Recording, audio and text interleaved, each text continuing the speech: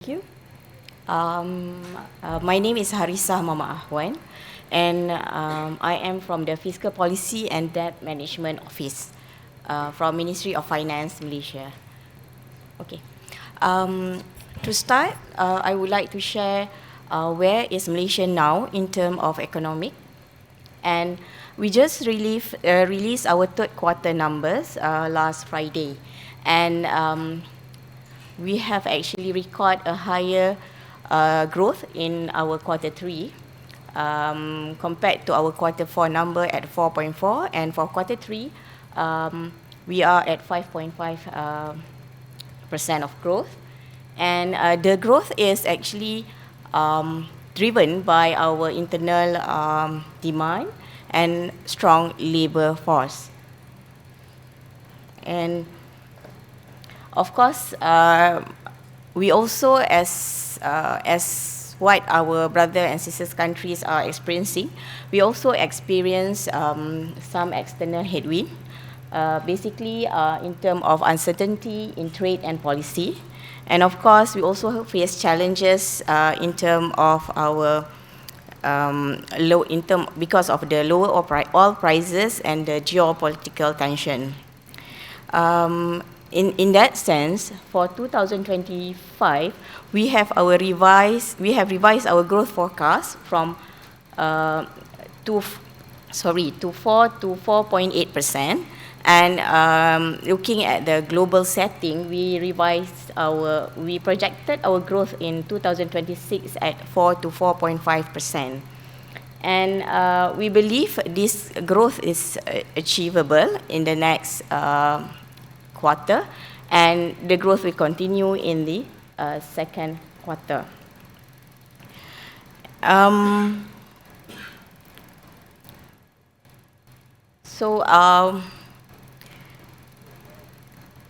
After the pandemic, as Malaysia embarked from the pandemic, as we know, it is the post-pandemic is a very challenging situation for all, and the challenge is stood at navigating the reform of economic growth, and at the same time making sure that all Malaysian is well taken care of. And on top of that, for Malaysia, we experienced change of government right after the pandemic in 2020, and at the end of 2023. That marks a very significant move, because we are facing with a very I would say a very uncertain how we are going to get out from the economic challenges after the pandemic, and at the same time we have to focus on having a new government taking over and aligning what is the planning and the policy implementation for further growth. And with that, in July 2023, in 2024, we have actually, in July 2023, the Ekonomi MADANI framework, or Madani Economic Framework, is introduced, and with the main focus to continue driving the economic growth. And basically, it's a comprehensive document that we have our core target.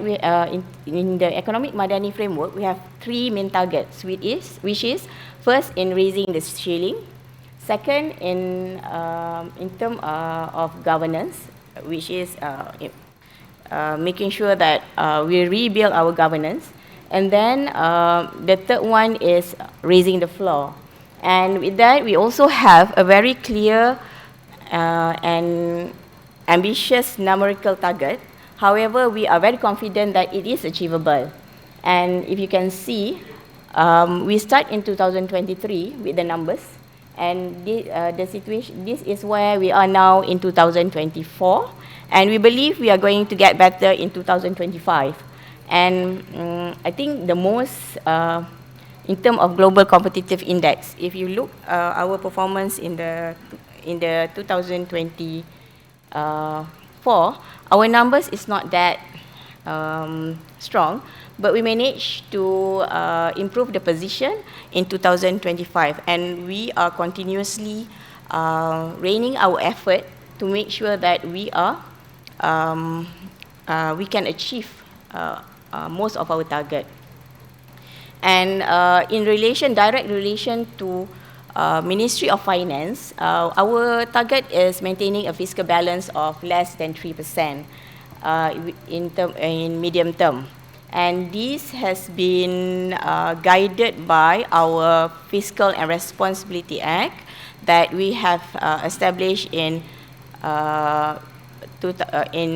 January 2024. And I'll share with you our consolidation journey later. And this is supported. Our development plan,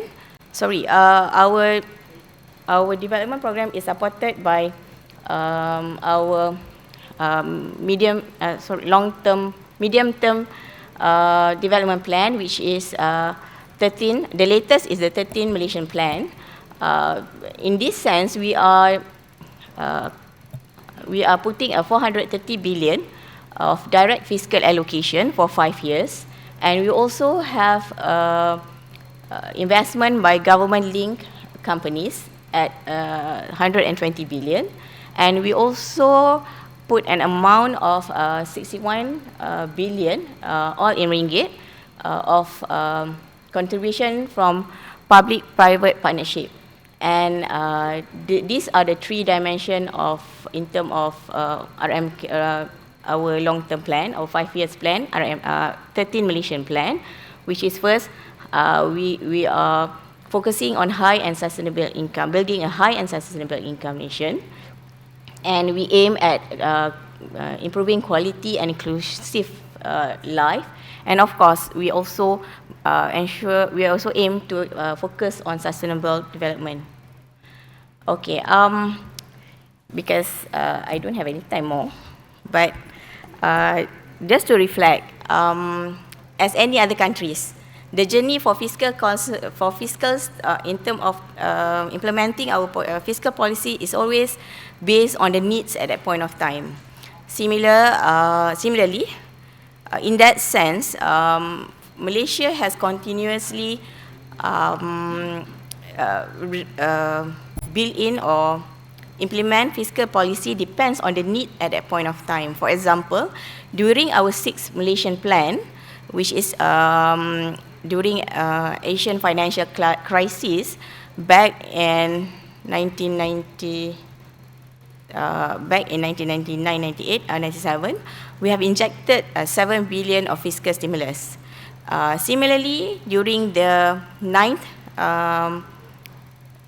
Malaysian Plan, which correspond to the 2009 global financial crisis, we also have actually built in 67 billion ringgit Malaysia fiscal stimulus. And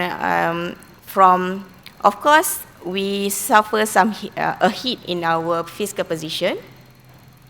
But in the 11th plan, from the 11th plan up to the 12th plan, we have managed to consolidate our fiscal position. Unfortunately, we are hit back with COVID-19 in 2019-2020. So during that time, we take a very bold move of injecting a stimulus package around 100 billion ringgit.